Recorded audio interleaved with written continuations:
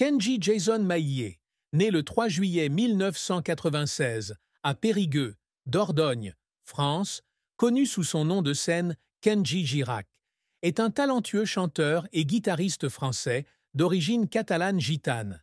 Il grandit dans une famille nomade à Saint-Astier, où ses parents, Paul Maillet et Carmen Maillet, lui inculquent l'amour de la musique et de la culture traditionnelle. La vie de Kenji a été un voyage inspirant, des simples journées avec sa famille au projecteur de la scène internationale. Cependant, derrière son sourire éclatant et sa voix énergique, Kenji porte une profonde tristesse, dont la plus grande est probablement le grave incident d'automutilation survenu en 2024, combiné aux pressions de la célébrité et à la douleur de protéger sa famille de l'examen public. Les événements du 22 avril 2024 ont marqué un tournant sombre dans la vie de Kenji. Il a été retrouvé avec une blessure par balle à la poitrine dans un camping à Biscarrosse, dans les Landes, en France. L'incident a d'abord choqué le public, avec des théories allant d'une attaque extérieure au suicide. Cependant, après une enquête policière et le témoignage de Kenji, la vérité a été révélée. Il s'était tiré une balle dans un moment de perte de contrôle, sous l'influence de l'alcool et de la cocaïne, suite à une dispute avec sa petite amie, Soraya Miranda. Lors d'une conférence de presse le 25 avril 2024, le procureur Olivier Janson a confirmé que Kenji avait tenté de faire peur à Soraya en faisant semblant de se suicider. Mais le Colt 45, qu'il avait acheté chez un brocanteur, s'est déchargé accidentellement. « Je ne veux pas mourir. Je veux juste que tout s'arrête un moment », a-t-il déclaré à Paris Match après coup. L'incident a non seulement failli lui coûter la vie, la balle a traversé sa poitrine à quelques centimètres de son cœur, mais lui a également laissé de profondes cicatrices émotionnelles, alors qu'il devait faire face à la honte, à la culpabilité et à la douleur d'avoir blessé ses proches. Cette tristesse est devenue encore plus lourde lorsque Kenji a dû faire face à la pression de la célébrité. En tant que membre de la communauté gitane, il a toujours été fier d'apporter son identité culturelle sur scène. Mais cela a également signifié que sa famille a été entraînée sous les projecteurs des médias.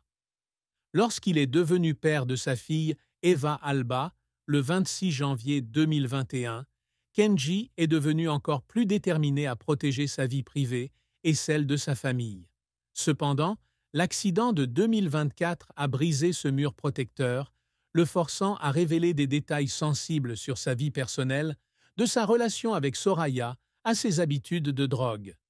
Dans une interview accordée à TF1 en 2025, il s'est étranglé. « Je ne veux pas que mes parents, ni ma fille, lisent ça. J'ai l'impression de les avoir trahis. » La tristesse de ne pas pouvoir protéger sa famille de la vue du public est une blessure émotionnelle qu'il porte en lui, tout aussi profonde que la douleur physique causée par la balle. De plus, Kenji ressent également de la tristesse à cause des difficultés à concilier sa carrière et sa vie personnelle. En tant que père d'Eva Alba et artiste avec un emploi du temps chargé, il se sent souvent coupable de ne pas pouvoir passer suffisamment de temps avec sa fille. Dans 50 Inside en 2023, il a déclaré un jour « Il y a des nuits où je pleure parce qu'Eva me manque, mais je dois monter sur scène juste après. » La plus grande tristesse de Kenji n'est pas un événement spécifique, mais une combinaison de pertes, de pression et de responsabilités qui pèsent lourdement sur les épaules d'un jeune homme qui essaie de rester fidèle à lui-même et aux personnes qu'il aime. La carrière de Kenji Girac est l'histoire inspirante d'un jeune homme de la communauté gitano qui devient l'un des artistes les plus célèbres de France. Il a commencé son parcours avec des vidéos réalisées par lui-même sur les réseaux sociaux et, en quelques années seulement, il est devenu une icône de la musique avec des millions d'albums vendus et une série de prix prestigieux. Cependant, ce chemin n'est pas seulement rempli de roses, mais aussi rempli de défis et d'efforts larmoyants pour surmonter les difficultés. Le plus grand succès de Kenji est arrivé en 2014, lorsqu'il a remporté la saison 3 de The Voice, la plus belle voix sur TF1 sous la houlette du coach Mika. Élagueur d'arbres ayant abandonné l'école à 16 ans, Kenji a conquis le public avec sa voix chaleureuse et son style d'interprétation d'inspiration gitane. Le premier single, Color Gitano, sorti en juin 2014, est un mélange de français et d'espagnol, avec une touche flamenco vibrante, grimpant rapidement au sommet des charts français. Son premier album, Kenji, est sorti en septembre 2014, se vendant à plus de 600 000 exemplaires en janvier 2015 et dépassant la barre du million en octobre de la même année, obtenant la certification diamant et devenant le deuxième album, le plus vendu en France en 2014, derrière Racine carrée de Stromae. Des singles comme Andalouse, avec plus de 700 millions de vues sur YouTube, et Conmigo ont encore consolidé son statut, faisant de lui l'ancien candidat de The Voice le plus titré au monde à ce moment-là.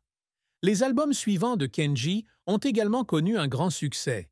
Ensemble, 2015, avec des tubes tels que Me Quemo et Les yeux de la Mama, une chanson qu'il a écrite pour sa mère Carmen, s'est vendu à plus de 800 000 exemplaires, devenant ainsi certifié diamant. L'album Amigo 2018 a débuté à la première place avec 48 408 exemplaires vendus la première semaine, tandis que Mi Vida 2020 et L'école de la vie 2022 ont affirmé sa créativité sans fin avec des chansons comme Habibi et Eva. Il a également remporté 2 NRJ Music Awards en 2014 pour Color Gitano, chanson francophone de l'année, et Révélation francophone, entre autres nominations. Son rôle de coach sur The Voice Kids France depuis 2020 a encore renforcé sa réputation, puisqu'il est devenu le premier ancien candidat de l'émission à occuper ce poste. Cependant, la carrière de Kenji n'a pas été sans revers. L'album Appelle-moi Kenji, prévu pour sortir en 2016 mais retardé, a été un projet infructueux car il a dû annuler de nombreux plans promotionnels en raison de pression personnelle. Un autre revers fut l'accident de 2024, qui l'obligea à annuler toute sa tournée L'école de la vie, y compris une représentation au Palais des Sports de Paris en novembre 2024. Dans une annonce sur Instagram, il écrivit « Je suis très triste de devoir annuler le spectacle, mais la santé passe avant tout. » Cette interruption n'est pas seulement une perte financière, mais aussi un coup porté à l'esprit d'un artiste qui vit toujours pour le public. Les efforts pour faire pleurer Kenji viennent souvent de son dévouement à la musique. En préparation d'ensemble, il travaillait tous les soirs en studio, pleurant parfois car il sentait qu'il n'était pas assez bon pour transmettre les émotions à travers les yeux de la mama. « Je voulais rendre ma mère fière, mais j'avais peur de ne pas y arriver », a-t-il confié au Figaro. Une autre fois, dans The Voice Kids, il a versé des larmes lorsqu'il a dû dire au revoir à un jeune candidat dont il pensait qu'il avait un grand potentiel. « Je me reconnais en eux et je ne veux pas qu'ils abandonnent », a-t-il déclaré à TF1. Ces larmes sont la preuve d'un artiste qui vit avec son cœur, mettant toujours son âme dans chaque note et chaque instant sur scène.